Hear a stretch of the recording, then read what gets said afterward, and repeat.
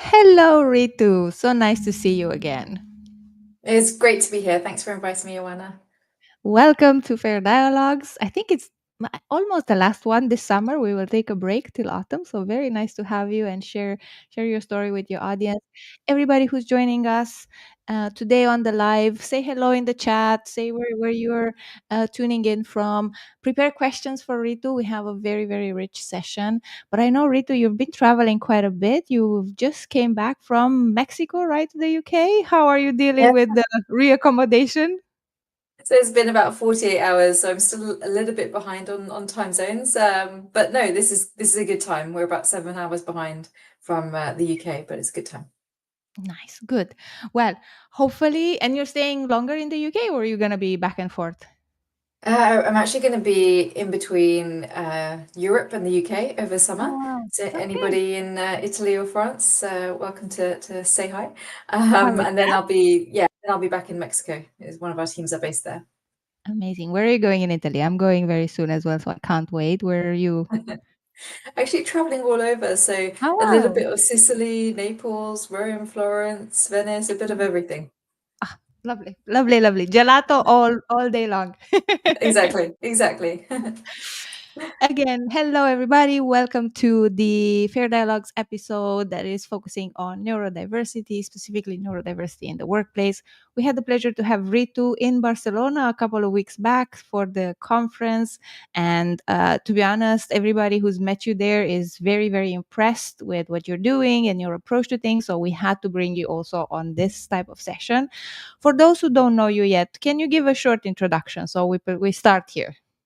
Yeah, absolutely. So I'm Ritu Kiran, founder and CEO of Aubilities, and Aubilities stands for All Abilities because that's what we advocate for as neurodiversity specialists. And my background is from a corporate career within the space of HR and HR tech. I love the motto that you have for all abilities. I think we just need to be more, I don't know, conscious, I guess is the right word, about the diversity of abilities that we carry, that we inherit or gain at some point in time. And I'm very happy to see the progress on this topic anyway, especially in the UK. I would say in some parts of Europe, not from where I'm from, to be honest. Romania, I think, or in some areas of the world, as you very well know, has to be a little bit more explicit and more clear about some things. But those who are joining us today, I would love to know where you're joining us from. I think it's also very important to maybe position this conversation in a way that is relevant to you, those who are listening. And Ritu here is an expert, so I'll let her chime in. But for me particularly, I think what I want to learn from you today and get from you today is this more maybe explicit playbook framework, maybe even better, around how do we support companies to figure out this new path that we're in terms of ensuring inclusive, equitable workplaces for those of all abilities. What does that mean in practice? What does that mean in the philosophy? What does that mean in the communication? And I think there is this very powerful connection between uh, the family life and the work life in these situations, or the personal and the professional. And in some cultures that is kind of a no, we don't mix the two. But I think this is also what I am curious on your perspective. How do we break those barriers? So to kind of kick us off, I think I'm just for those listening, is just like you transitions from this successful career at Accenture to found Aubilities, and this was sparked by your own personal experience. Tell us a little bit more about that.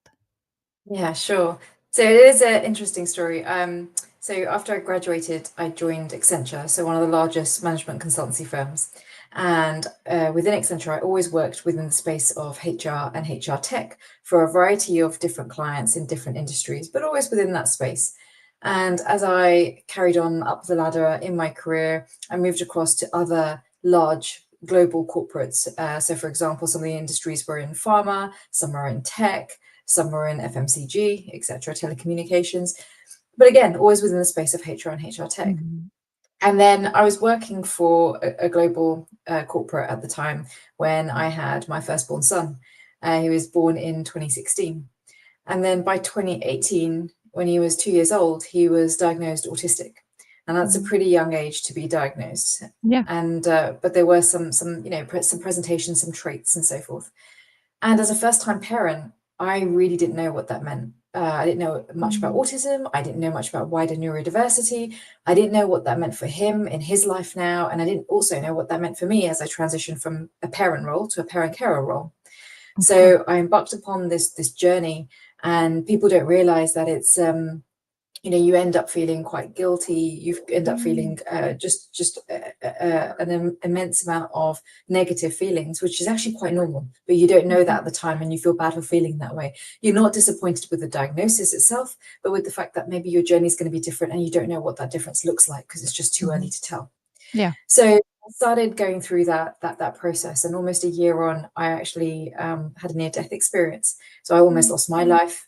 I had to undergo multiple surgeries within the space of 2 days, and we didn't know if I was going to survive, which was a big, big moment for me. Leaving behind, at that point, then 2 kids and one autistic child who was only semi-verbal at the time, and I didn't even know if he knew who I was to him, his mother. Mhm. So for me, that was the moment which I said to myself, I made a promise to myself that if I survive these surgeries, then Mhm. I will quit the corporate game, I'll quit the corporate career, and I will do something to help the neurodivergent community. I don't know what that is, I don't know what that will look Mhm. like, but it's what I will do.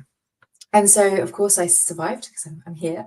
But the recovery process was about a year, and in that Yeah. year, it gave me time to think about what can I do? How do I marry my professional skills within the space of HR and HR tech and what I know of the corporate world with now my lived experience of being a parent carer and understanding more about autism and neurodiversity? Because Mhm. the research I did across that time while I was recovering was just appalling statistics on Yeah. every level. So Yeah. you look at neurodiversity in the workplace, in education, in the criminal justice system, in every facet, it's just got appalling statistics. Of course, my experiences in the workplace, and just to give you an idea, if we take, for example, autistic people as one type of neurotype, in the UK, 78% of autistic people are not in employment. Right. And that's actually a similar percentage across other high income countries. So let's take, Canada, US, we're looking at Mhm. 84%, 85%. Yeah. So the idea for me was, okay, based on my own experience and my passion to help the neurodivergent community, married with my skill set that I've picked up in the corporate world around HR Mhm. and HR tech. That is how Aubilities got founded in 2020, and that's what I've been working towards building. And obviously, it's been progressing since then. Amazing. Thank you so much for the openness of sharing such a story. I think you effuse strength. To be honest, whenever you're in the room, this is shown through you. So I really appreciate you kind of making picking a direction where you can see your strengths really shining through and giving us something back. And I think I'm sure it's rewarding as it is hard. Building building a business, building a company, building something in such a niche field with such a direct impact, but with such lack of clarity for those using it or embracing it, must be a daily struggle. So I do appreciate you kind of being super present in this mission that you have. Thank um you. when you think about this part of, I mean, when I launched Fair Culture, I think I feel that I've failed and succeeded more or less in the same amount. No failure felt necessarily this is done, right? It's always a little bit of a fuel, but you do add them up there, and there is one that maybe stays a little bit more with you. If you think about the biggest challenge with abilities, what is it? What is it now, right? I think this is also we are at this in this field where I feel we're climbing mountains every day, or we're knocking on doors which are very well shut, but we're persistent. What are you seeing on your end? Yeah, no, it's a really good question. So, you know this, so being an entrepreneur is tough. And actually, if anyone told me how much it involves in terms of pressure and stress and time, I'm not sure I would have done it. Yeah. But no, I'm glad I did because the rewards outweigh any type Mhm. of the stress or the pressure that you might feel as an entrepreneur.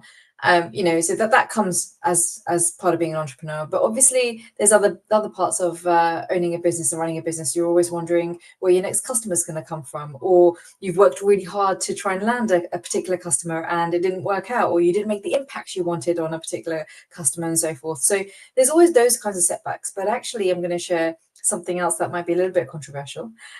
My personal biggest setback has got to be the challenge in being a female entrepreneur and a person of color. And so the reason I say that is if you look at the statistics, something like 3% of females get investment. And if you're a person of color and female, that changes to 1%. Yeah. And it's a really, really small amount. So actually the biggest challenge I have found, and you're quite right with doors being shut, but I'm changing that to not the business world, but more the investor world. When I find myself in front of potential investors, it's been doubly, triply, quadruply more challenging to prove yourself as an individual than it has for, my other counterparts that don't share the same characteristics. Even though I'm trying to do something great, even though I have a great backstory, even though I have a great education, great corporate career behind me, and even though what I'm doing is so impactful, the reality is that shouldn't be a setback. But I found that that's been actually a really big challenge. And it's a bit out of control. I think the most important part is just to continue showing up, but that is tiring, of course. Back back to the mission, back to the purpose.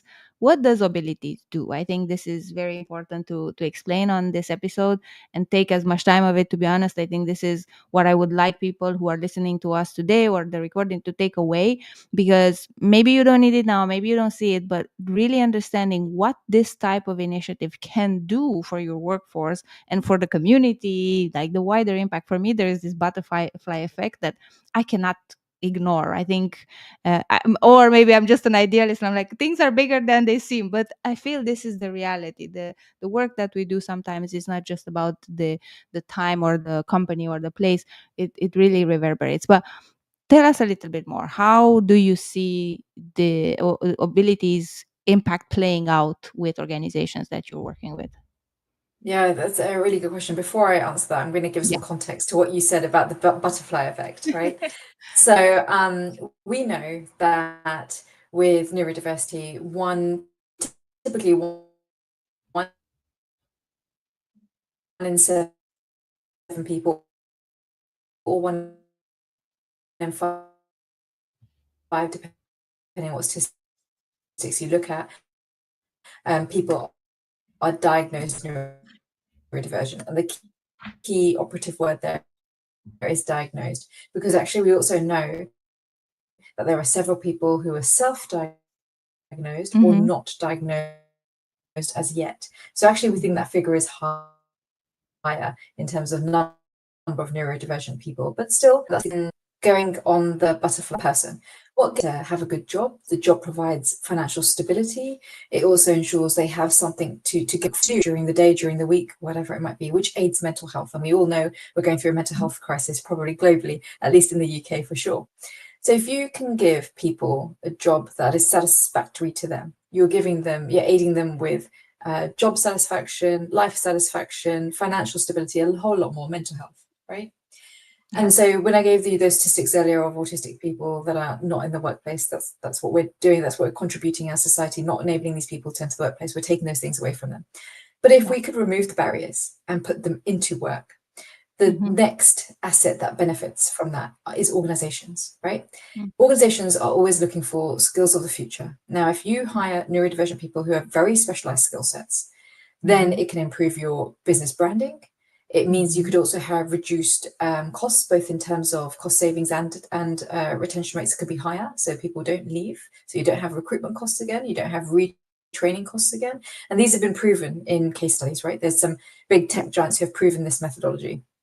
And there's a whole host of other benefits. It encourages a healthier work culture, better communication between teams if you've got diverse people with diversity of thought. Yeah. So that's the second asset. People are the first. Second is organizations. The third asset that benefits from really focusing on neurodiversity is society, because what these big organizations do often trickles down into society. So if we change the attitudes within organizations of how we view and embrace and accept neurodivergent people, that often trickles into society, and we're influencing society in a positive way. right? That's the third asset. Morally, it's also the right thing to do to support neurodiversity, especially because it comes under disability laws for most countries. And Yeah. the fourth asset, the last one, is the economy. So you talk about the butterfly effect. How do those things then affect the economy? Well, if you get more people into work, if you help their mental health, give them purpose, helps the organization, trickles into society, what you're also finding then economically on a government country level is that by enabling people into work and keeping them there, you're reducing the amount of people that rely on welfare or benefits from the state, from the government.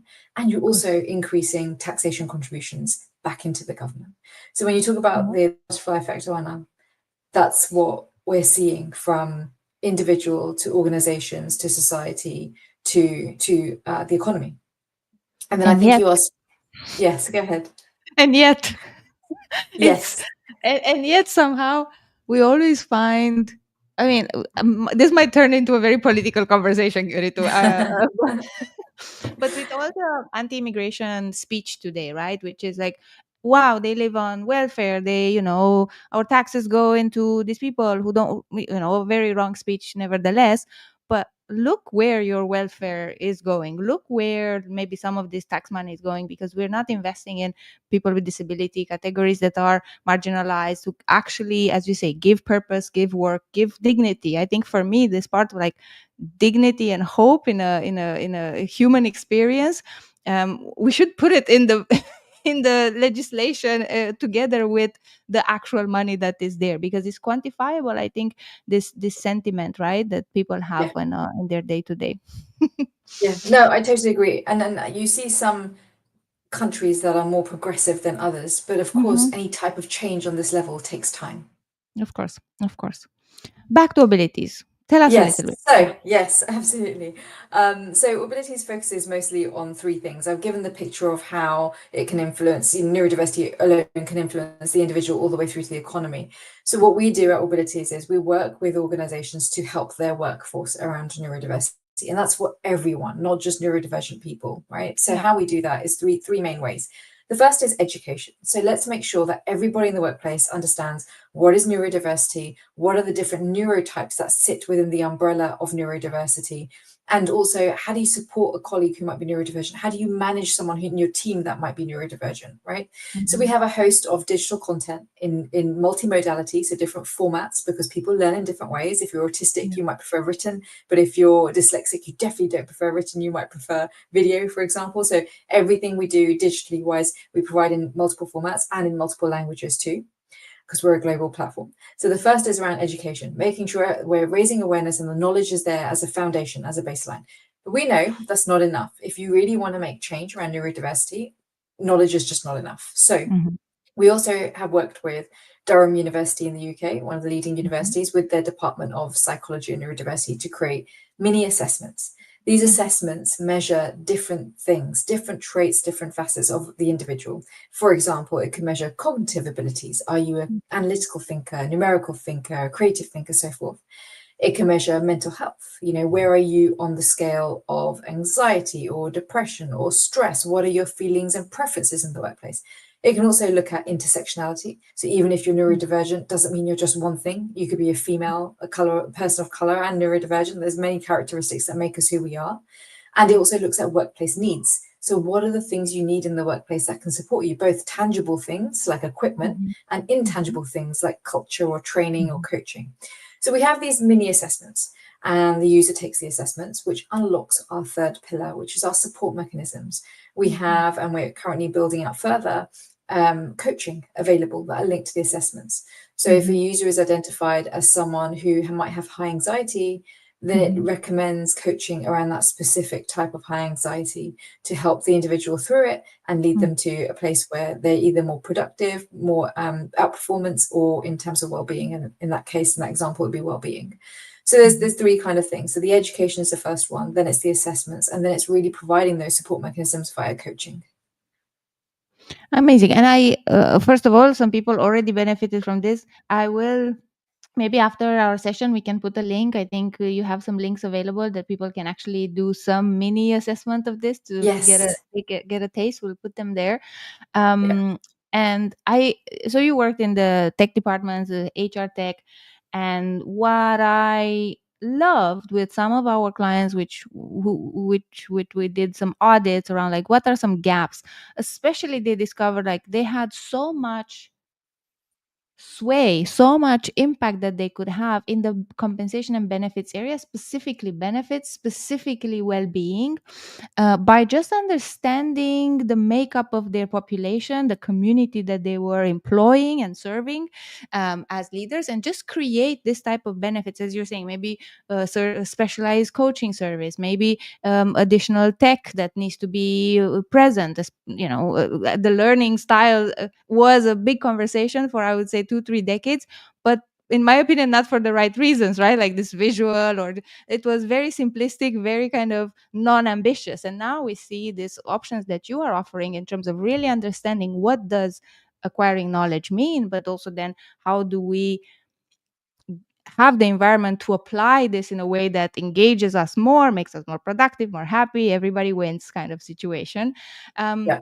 who are your who who are those more receptive to you in this conversation? Is it HR departments? Is it talent acquisition, because they talk to so many people, right? And they see, I think, the struggle very direct when you try to do an interview with people of different abilities. Like, what's your Yeah. point of Because connection there? Yeah, absolutely. So our customers mostly sit within HRs. That could Mhm, be all the way from the chief people officer at the very top, or it could be a VP of HR, or it could be, depending on the size of the organization, a director of DEI, for example. It really just mhm, depends on the organization we're talking to. But also, I think what's really, really interesting here is the industries. So we work mhm, with a variety of different industries, but what we're finding is some industries are more progressive in this area than others. For example, in the tech industry, we see that there are many neurodivergent people in what we call stereotypical roles, right? So mhm, many of them mhm. are engineers, for example. Yeah. But there are other neurodivergent people, perhaps they haven't disclosed, because of course Mhm, neurodiversity encompasses a range of different neurotypes. But what we find is in the tech industry, as tech is evolving and changing, as we know with AI and multiple other things, people often in the tech industry are looking for skills of the future. So when you mentioned around talent, that's part of some of our connection points, because people are looking at how do we get skills of the future? What is the next evolving, emerging talent that we need to look for? And mhm, also, how do we then enable our recruitment processes to be more inclusive to get that talent, to attract them, right? So we see a lot emerging in the tech space, and it's still evolving. And to contrast that, I think where we probably see the least progress, but I say the least progress, but it's slowly emerging, is retail, actually. And they actually have mm, the most to gain. So there is some stats around this. Let's take supermarkets as the example. mhm, So supermarkets, there's an estimated 700 million pounds that's lost in annual revenue in the UK for supermarkets. That's a mhm, huge amount, 700 million annually. And that's because autistic people avoid shopping in supermarkets because the mm. environment is all Yeah. wrong for them. It's too bright, it's too noisy, it's Mhm, overwhelming, and etc. So what we're seeing is, especially with the work we do, we're also speaking to retailers now around how do we counterface some of that? How do we make the environment more neuro inclusive? So they're two very, very contrasting industries. One's focusing very much on people and the mhm. productivity of people and skills of the future, whilst the other one's focusing more on physical environment and enabling the physical environment, both for their staff who might be neurodivergent, but Yeah. also for customers. So that's it's an interesting contrast. And I find it very fascinating. I'm sure you're just starting to see, by working with organizations, to see so many patterns that could really change industries. This example about, like, we're learning from the work that we do for people specifically in the workplace, but how do we translate that in their experience outside the workplace as well? And I'm sure all industry I mean, every time I've seen something change because a minority demographic started being served, everybody benefited. Like this is, I think, across the spectrum for all different initiatives, whether it's safety, whether it's communication, whether it's learning, right? I find that Yeah. quite fascinating. What do you are you tempted to do so much more than just like your current focus, because you're discovering so much every day? You know what? You're totally right. Like at the end of the day, we live in a world that's designed by neurotypicals for neurotypicals. And Yeah. people who may not be familiar with the term neurotypical, we're talking about people who operate within the normative range, like their brain operates in the normative range. And when we talk about neurodivergent people, we're talking people who operate outside that normative range, right? Yes. So we're living in a world that is designed and built for neurotypical people. So a lot of neurodivergent people face barriers. Going back to the point earlier, not just in the workplace, right? Even in personal life, home Of life, course. education, the criminal justice system. You know, there's some appalling statistics around how many people, especially say, for example, autistic people get caught up in the criminal justice system, but not because they've done anything. They're just in the wrong place at the wrong time and don't know how to handle that situation, right? Mhm. There's a Mhm. vulnerability there. So Mhm. that you're right. There is so much more that can be done. I mean, those of you who are based in the UK, you might have seen Jamie Oliver, a famous UK Mhm. chef, has been campaigning in the last couple of weeks to have all teachers in the UK trained on dyslexia because he struggled at school with dyslexia and it wasn't Mhm. picked up till much later. And he feels very strongly about that. And dyslexia is a type of neurodiversity, right? It's not a type of Mhm. neurotype.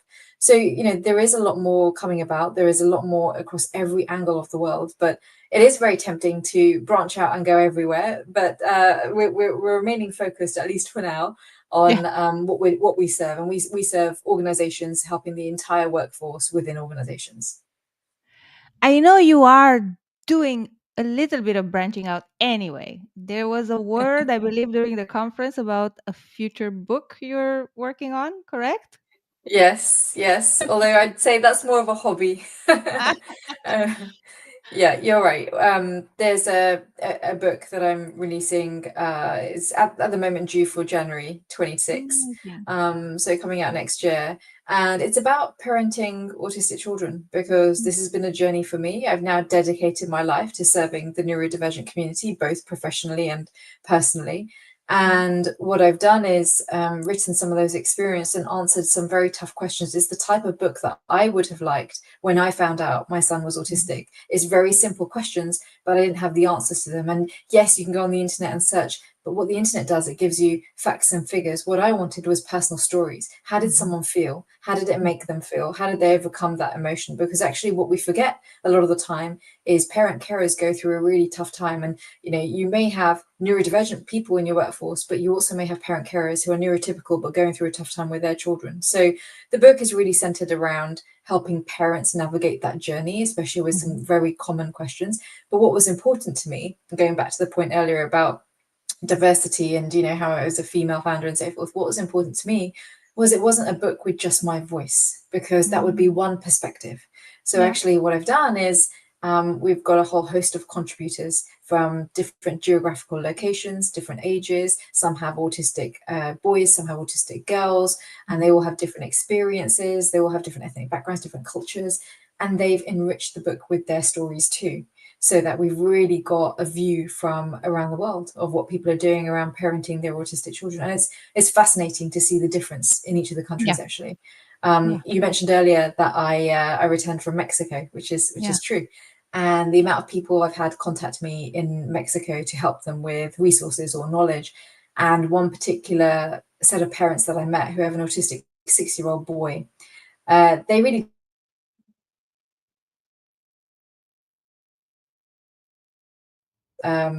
it's devastating to hear, because it's something that, you know, we should be moving away from, because Mhm. when we talk about neurodiversity, we talk about celebrating the individuals and celebrating the fact that their brain is wired differently and pulling out those strengths, because those strengths often excel above neurotypicals, but it's identifying and pulling them out.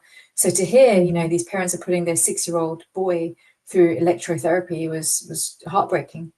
Of So course. really the book is written for lots of parents to help them through some of those really simple questions, navigate some of the common questions, and provide them with really simple strategies around what they can do. You know, at home, if they don't have finances or resources, then what they can do themselves to help them Mhm. navigate some of those situations. This point of the personal going into the workplace for me, and this is just my experience. I'm trying not for this not to sound bad, but when it comes to those who have initiated any programs, any awareness session, any knowledge, any tools, any upper like structural change in their organizations to support neurodivergent talent were, in just my experience, right? Like, let's say the 7 companies I worked in and the couple of clients that we work with, they are doing it because they have a case in their family, and usually they are a parent.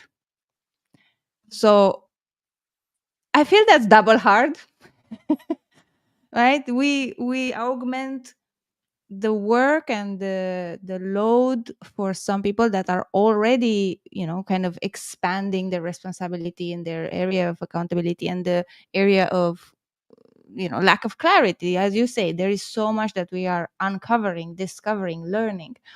But that is my experience in terms of who is actually moving the needle, who is putting budgets, personnel around this type of initiatives, who is understanding somehow the impact. I feel they're coming from a place of, I would like my child or my nephew or in the future, right? They're growing, they've been diagnosed. Luckily, this is great, like early on versus a couple of decades ago, right? And I would like to be a part of the story where the future is actually good for these people. Do you? So that's my experience. In my experience so far, and I think this is not a great thing, but in my experience so far, I have not met people who are driving this topic fully and committedly year on year, unless they have a personal experience. That's why I feel the personal and the work is really nothing that you can separate in this situation. I think you're right. Personal experience has been driving it initially, but let's go back to the statistics. Let's look at some of the statistics, right? So if we look at neurodiversity, in the last 20 years alone, it's increased 3 times in the UK, 10 times in the US, 80 times in Australia. This is a global phenomenon. It's going to continue increasing. 53% of Gen Z already claim to be neurodivergent. And that's now today, and that's only going to evolve and get bigger and greater. So we already predict that those numbers are going to increase over time. So yes, you're right. Often the starting point is a personal story, some sort of lived experience. But what we hope to see is a shift in that, because the statistics that are unveiled show that actually this is a bigger issue that needs to be tackled. And the companies that are addressing this now and getting on board to start making some changes now are the ones who are going to benefit in the shorter term, because they're going to be neuro-inclusive and ready for a neurodivergent workforce, right?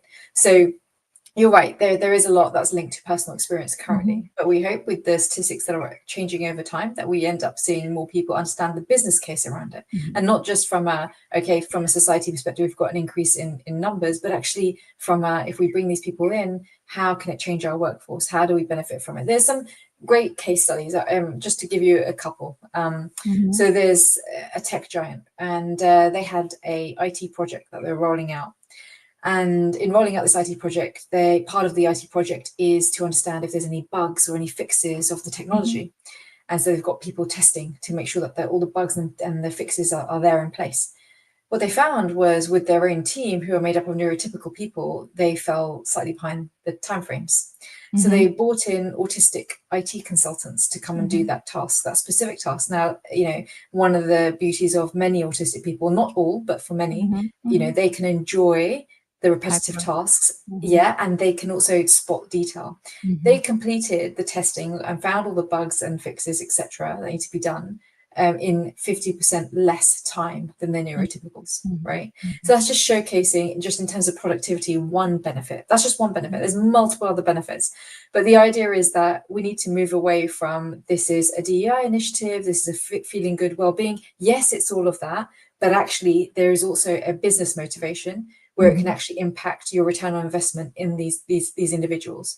And that needs to be recognized, as well as the growing need of understanding neurodiversity, not only because of the society statistics that I just mentioned, but also because if we look at litigation, if we look at court cases, tribunal cases, there's an increase of tribunal cases in neurodiversity by 33% year on year. That means people who are neurodivergent in the workplace face discrimination, they're taking their employers to court and they're winning. Right? Because we haven't tackled discrimination around neurodiversity in the workplace. So there's multiple facets here of why this is a good thing to do. It just makes sense. It's good for business. On all facets, right?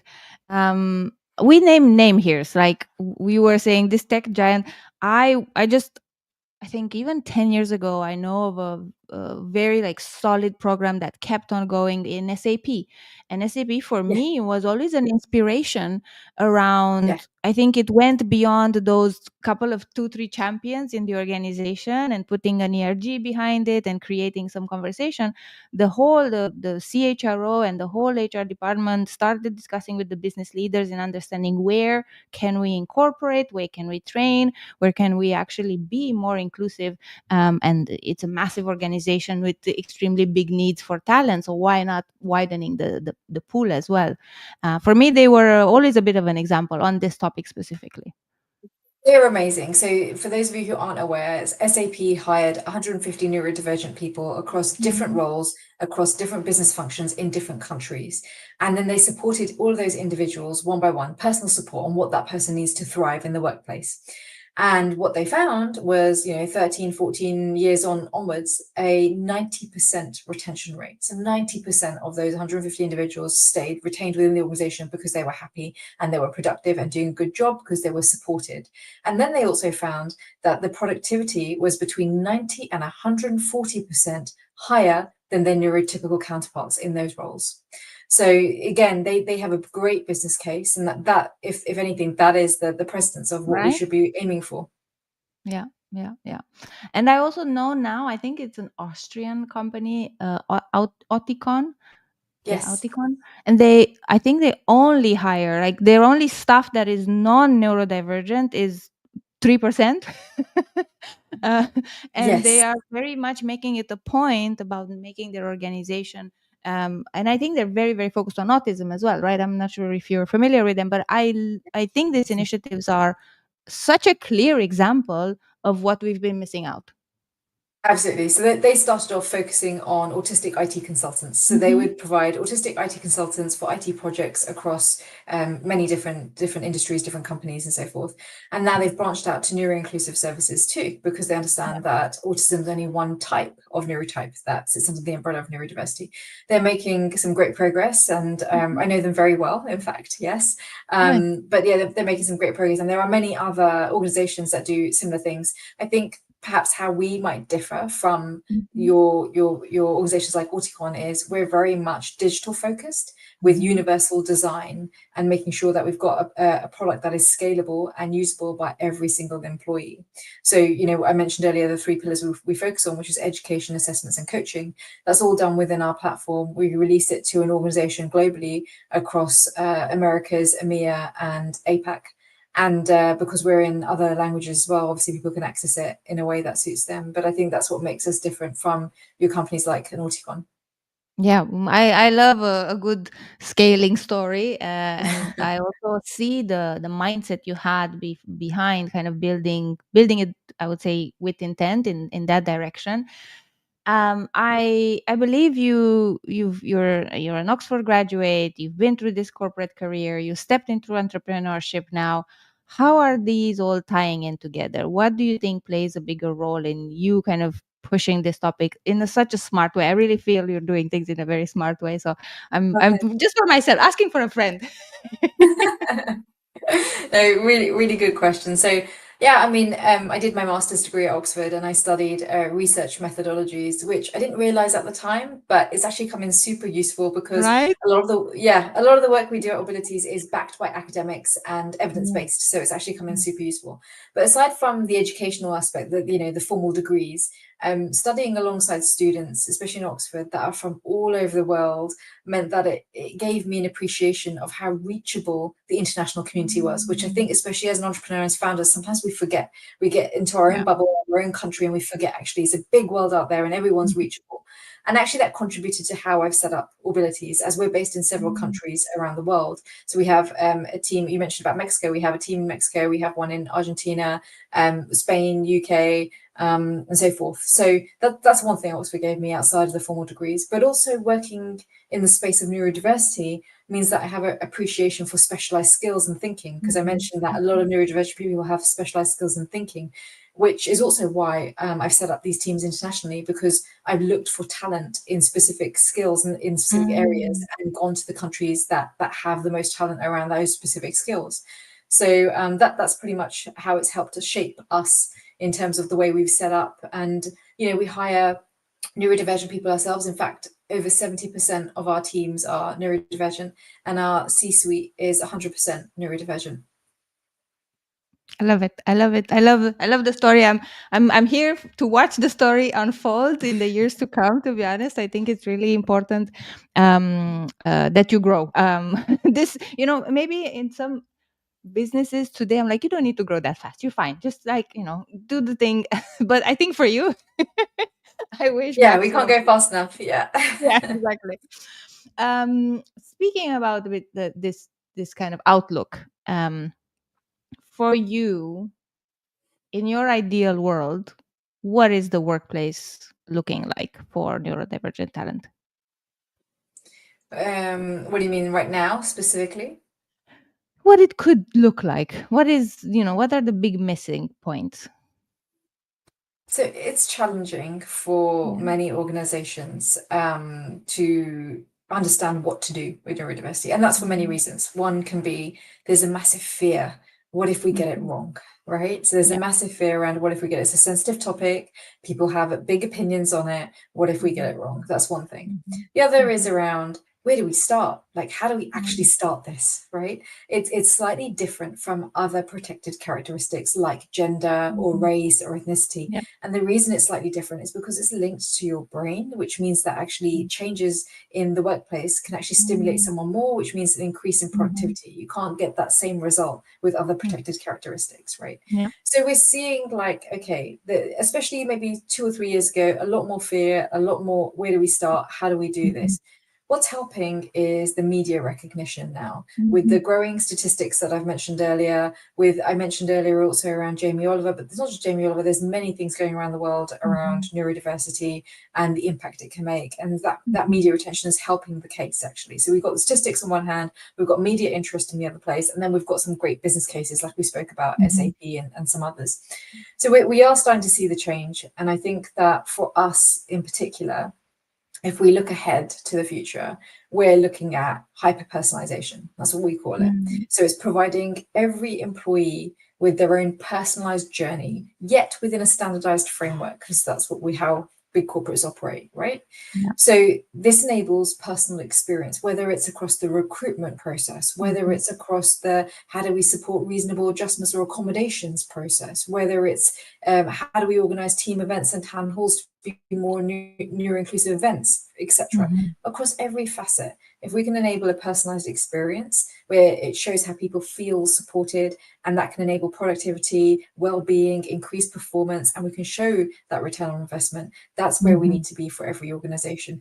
And some organizations are starting to make steps. I think Emirates released a post Mhm. maybe about 2 months ago, and Mhm. they are taking 30,000 of their staff through neuro-inclusive training, because Nice. they want to be the first airline that is fully neuro-inclusive.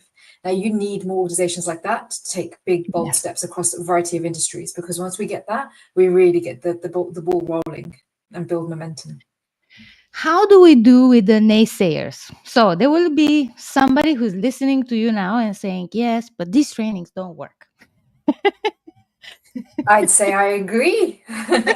As controversial as it sounds, we are not Right? about one-off trainings, because Yes. it's been proven that doesn't work. Charles Jennings did some great work around this, the 70-20-10 rule, right? And he Mhm. said that only 10% of formal training is actually retained, right? 70% is on the job.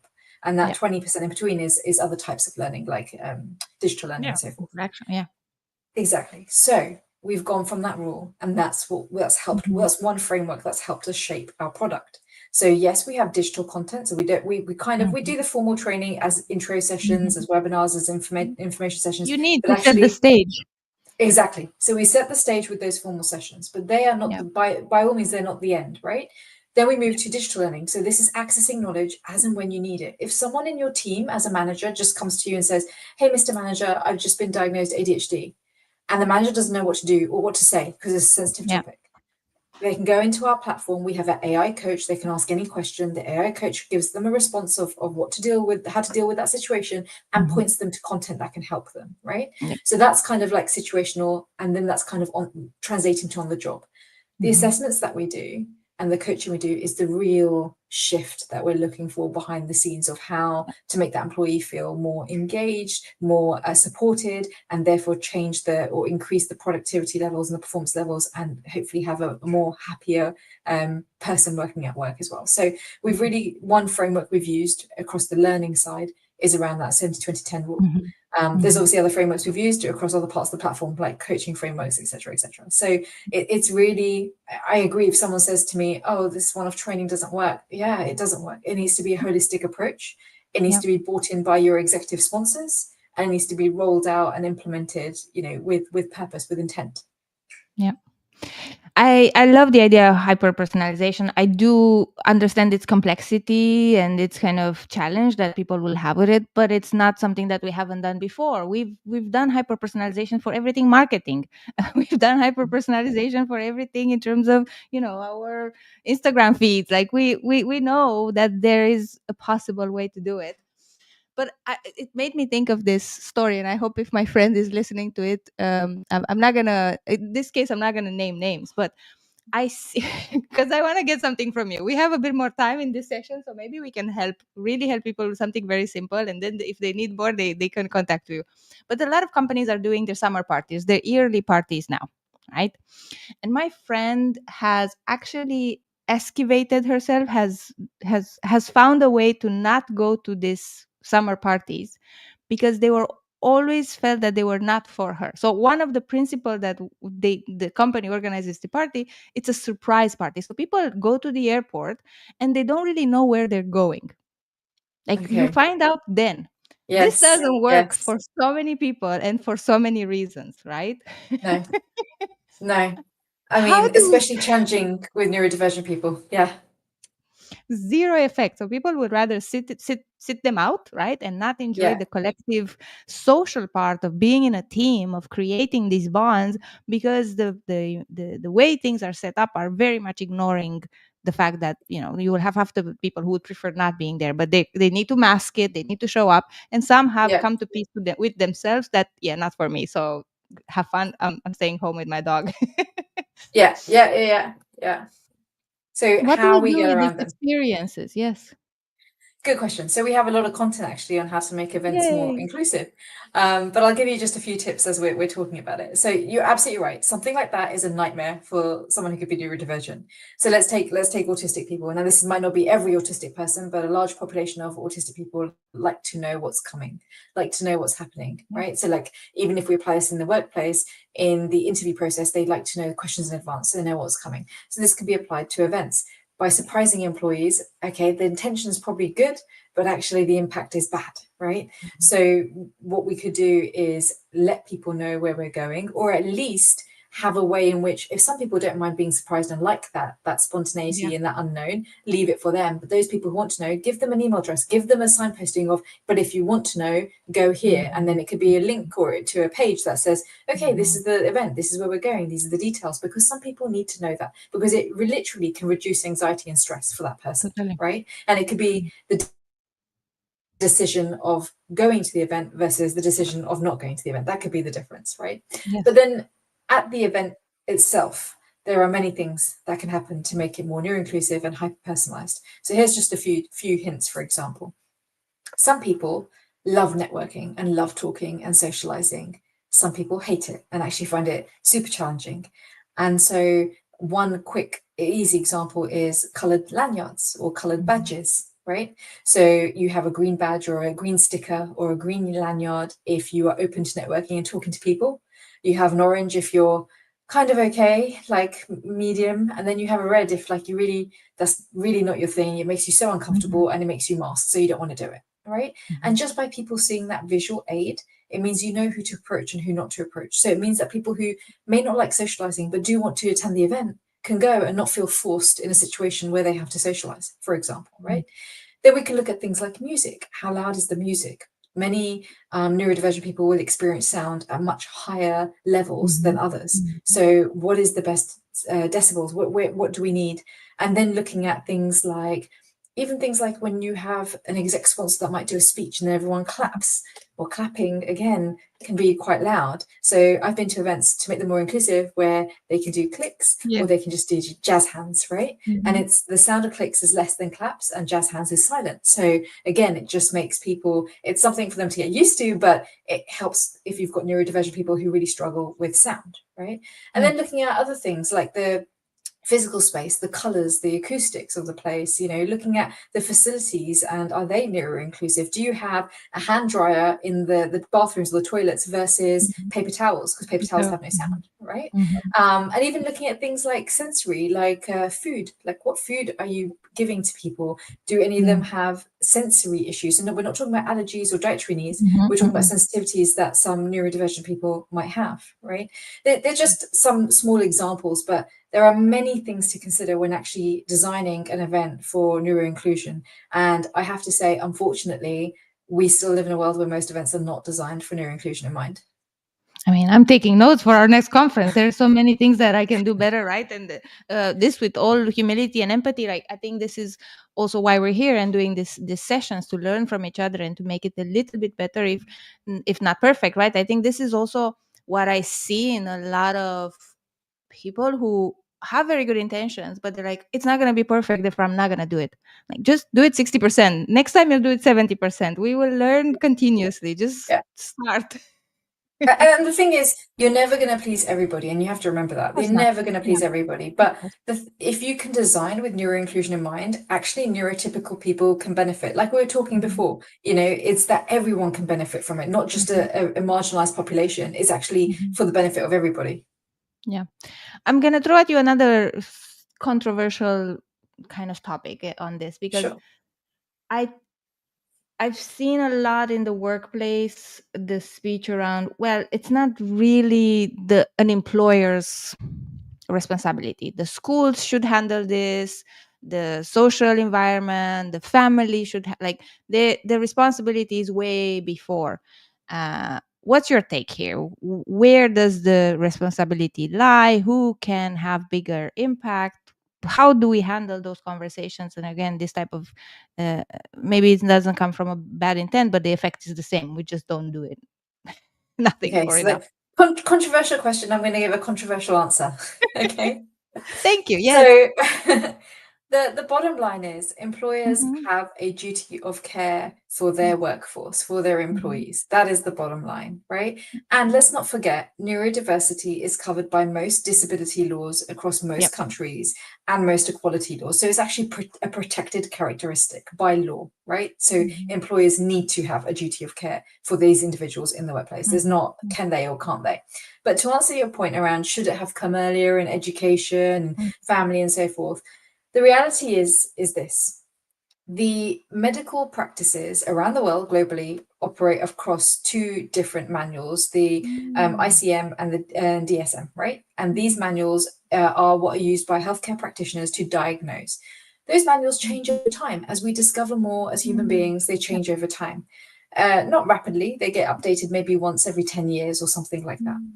But in the last couple of decades, the description of some of these neurotypes, especially like autism, have changed and evolved and adapted. So you have terms like Asperger's that don't exist anymore because they're umbrellaed under autism. And why is this important? Because that's what the medical practitioners use. It means it's changed over time, which means people who are older, who may not have got the diagnosis in education or family because they were at a young age and that description was not in those manuals, nowadays they're getting a late diagnosis as an adult because those descriptions have been evolved and adapted, which means now they fall under those neurotypes, right? So sometimes, especially where we are just in the world in terms of timing, people didn't know what some of these things were, and they just weren't sure of the types of neurotypes or even how to diagnose, etc. As we've evolved over time, those things have become clearer. So adults have now got late diagnosis. So yes, there is a responsibility for education. Yes, there is a responsibility for family. But actually, one thing that changes that is the time in which all of this has evolved. The other thing that changes that is where you are in the world. So if you're in a high income country like the UK or US, they've made miles ahead more progress on neuroinclusion and neurodiversity than many other countries, especially third world countries, especially in countries in Asia or in Latin America. So, and that's no one's fault. It's where it is as we are in the world. These things take time to change. So yes, we want to see more change, but the reality is we're going to look at decades until we impact the entire world. But you're there for it, so that makes Well, me yeah, happy. hopefully. Ritu, this has been precious, really precious session. I really appreciate your time, your insights, your empathy, your honesty, and also your controversial answers. I think we need to have these honest conversations and not dodge and pretend, yes, it will be better. Yes, it will be better. But until then, it's not. So what do we do about it, right? I think Yeah, your situation, your work, you see so much, but I am sure everybody around us, all our friends, all those who don't do the work, they see the impact of this work when companies actually take some initiative, they take some action. exactly. And like I said, it's an emerging area. It's growing in popularity. It's growing in statistics. So let's see where this space goes in the next 10 years. Amazing. Thank you so much for participating in Fair Dialogues, for joining us in Barcelona again. Hopefully we'll see you next year. Yeah, uh, absolutely. Absolutely. we're And thank you, Anna. It's been a pleasure talking about my favorite topic. Yes, that's why we're here. Everybody who's listening, do connect with Ritu directly. Do check out Abilities. We will put some links where you can maybe do some of the early assessments and for you to kind of get your toe in there. But keep an eye on Abilities, and definitely connect. I need to connect with your CTO. Tell him to answer my message. Did I send him a message? I don't know. I'm also a bit scattered, but he's in We'll Spain, check. right? He's in Yes, Malaga, right? yes, We're doing yes. some other cool things in Barcelona, so I would love to have him also in some of these conversations that we have with our Yeah, partners absolutely. around. Anyway, we're going into another topic. Thank you so much, Ritu. It has been a Thank pleasure. you. I hope to see you soon, and let's keep close. That's great. Thanks. Thanks very much. Thanks, everyone. Ciao, everyone. See you. I think we have one more session, 17th of July, with Noelia around upskilling, specifically people from minority backgrounds, refugees, women from domestic violence. So very interesting topics, very different topic than today, but something that we would like to dig in a little bit more as the world is evolving on getting transparency on these things. So I'll see you in 17th of July. Till then, stay well, enjoy the summer, and do the good work that needs to be done. See you soon.